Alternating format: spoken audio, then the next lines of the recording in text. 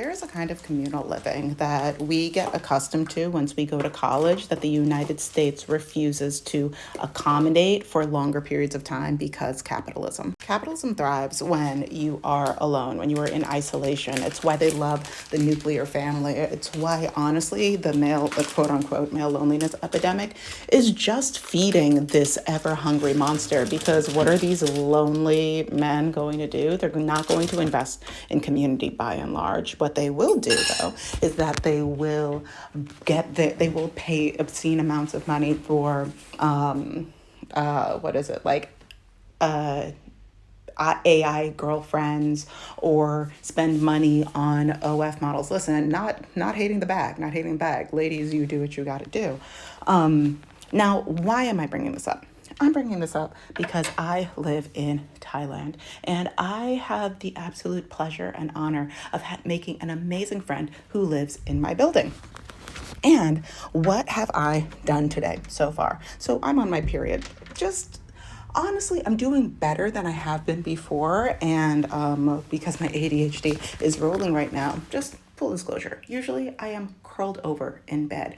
I have, without being too TMI for the internet, let's just say that I am usually immobile, crying, weeping, sometimes throwing up because of the amount of pain that I am in because of my period. Now, point number one, if you happen to have insane period cramps, mind you, I might also have endometriosis. I'm not entirely sure. I'll be testing this out. But if you happen to get your hands on this sapan tree, you take one of these sticks, put it in some water, boil it, drink it relatively often. That's the only reason why I'm able to walk today. I've been drinking a little bit of this off and on for a month. It's the only reason why I'm able to walk today. And because I have this wonderful, amazing friend who lives in the building, if I happen to have an emergency, like she has said, hey, if you need somebody to bring your food up for you, if you've ordered it, or like, I'm out, do you need anything? And I do the same for her whenever we have our times of the month. So today I just went up to the pool, and she was also up there. We read together. She did her reading in one spot. I did my reading in another spot. She swam. We talked. We're also going to be hanging out later today to watch Love Con Revenge Me for the second time because it's fascinating. Her for the first time. It feels like college dorm living.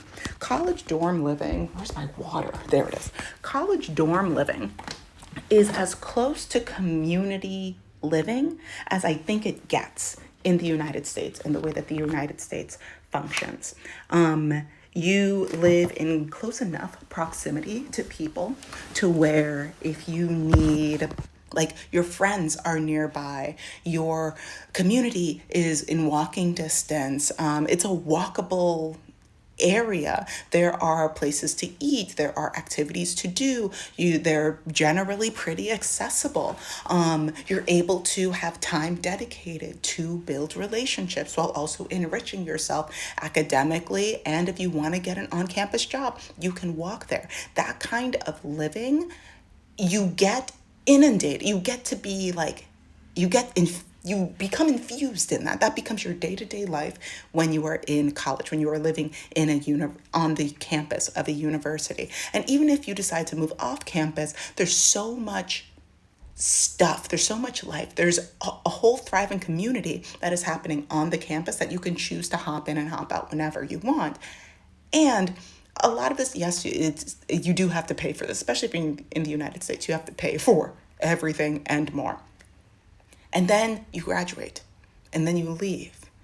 And then it becomes so much harder to make friends. It becomes so much harder to have time for yourself. It becomes so much harder to have a kind of work-life balance. And that is by intention. A lot of people say that it's very hard to make friends when you get older.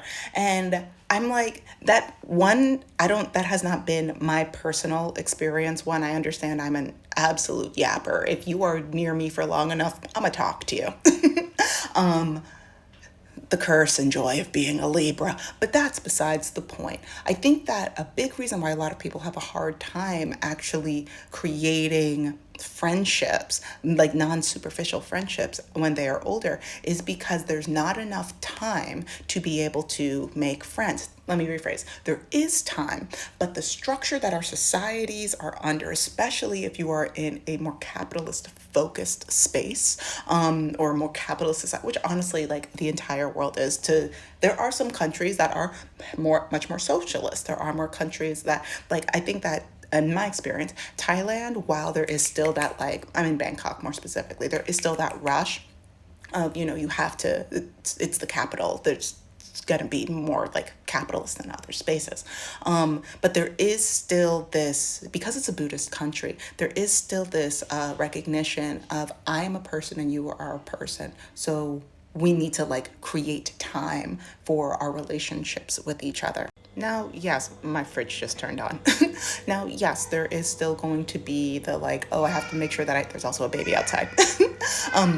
Yeah, there's still going to be the like, oh, I need to make sure that I have money for groceries and the bills and all of that. And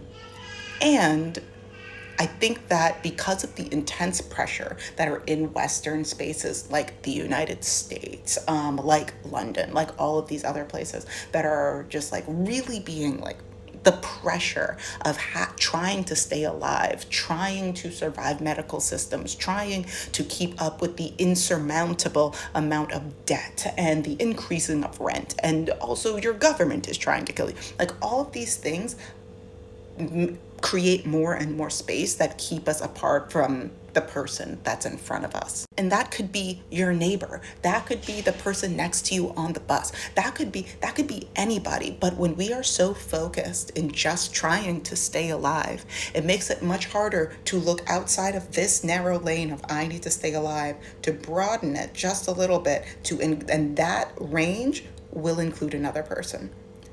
But you need to have the space to be able to do that. A lot of people, unfortunately, when you're just trying to stay alive, can't do that. Why am I bringing all of this up? I guess. I don't know. I think that one, as I talk a lot on here about the importance of community building, I also want to include I want to include more grace to the people that want to build community, but are like, I don't know why it's so hard.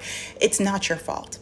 It's not your fault. There's so many things at play that benefit from you being isolated, from you not having the friends or the community that you want. Like this is all very much by design, which also means that if you are able to build community, if you're able to make friends, if you are able to even just by like a quarter of a centimeter increase your range of vision to somebody else, that is an act of revolution in and of itself. That is just to be able to create just a little, that is revolutionary. I really want you, like that is a day-to-day act of revolution that you can make. And it will be hard and it can be uncomfortable depending on how, extroverted or whatever, or like how much time, how much resources. That baby's been talking for so long. Yeah, like it can feel uncomfortable.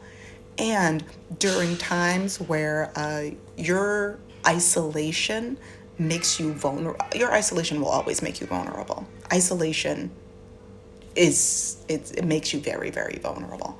But the more that you can decrease that isolation and increase in community, not only the better chance that you have of long-term success, but also, I just really want to reiterate, community is revolutionary, especially when you are in a system that benefits off of your isolation.